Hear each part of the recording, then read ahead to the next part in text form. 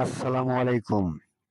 ময়মনসিংহ থেকে ছেড়ে আসা ঢাকাগামী গাড়ি মামনি পরিবহন বালুকা থানা মেহরাবাড়ি চেয়ারম্যান বাড়ির সামনে মর্মান্তিক এই দুর্ঘটনা ঘটে। নিহতর কোনো খোঁজ পাওয়া যায়নি, আহত বেশ কয়েকজন। আজ বিকাল 4 ঘটিকার সময় এই দুর্ঘটনা ঘটে।